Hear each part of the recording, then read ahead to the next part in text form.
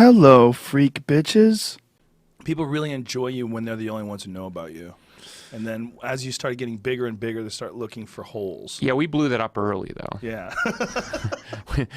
we blew that up really early. We made a lot of enemies really early, which is crazy because, I mean, the enemies I made in the early 90s, I mean, I still have them. I mean, they're still sort of lurking out there in various holes. It's weird.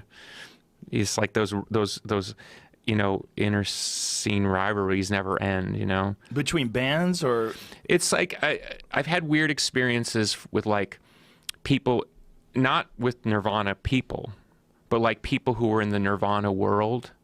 There's still like this weird, like, because I'm from Pumpkin world. Right. Like, sometimes I'll have weird stuff happen and I'll dig down and find out it was like somebody who used to work in Nirvana world trying to cut my ankles 27 years later. Like, so weird. Like, so parochial. The whole Nirvana scene is a very strange scene. You know, whenever the main guy commits suicide in this oddly conspiratorial way. Did you watch that fucked up movie that soaked No, in because bleach?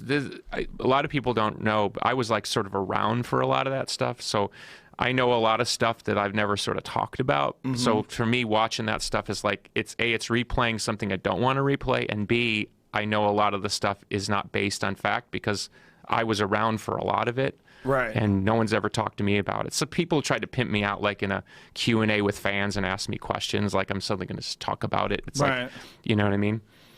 Yeah, that documentary was so strange. It's like, how does someone get away with that? Like the recreations. Like, if you weren't there, you don't know what the fuck they said. So if you don't know what the fuck they said and you're putting words in these actors' mouths and having them play it out, like, you're just...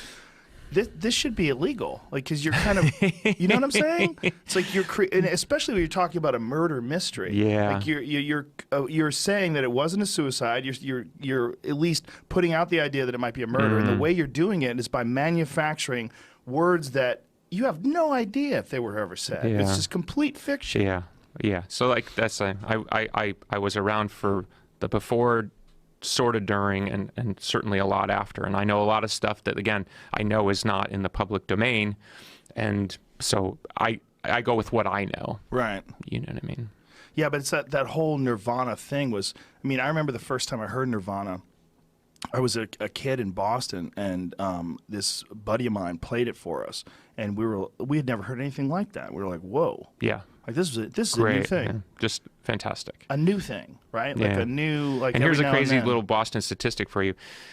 We once played, it was Nirvana, Pumpkins, and Bullet La Volta. We played at that little club. It was like an alt club across from Fenway. I can't remember what it's called. Axis or... Right, yeah. But you know what I'm talking about. But Yeah. we played there like, I don't know, 92. It wasn't even sold out. Oh, wow. It was That's like amazing. 700 people kind of thing. That's 700 people with an awesome story. Yeah, right. Wow.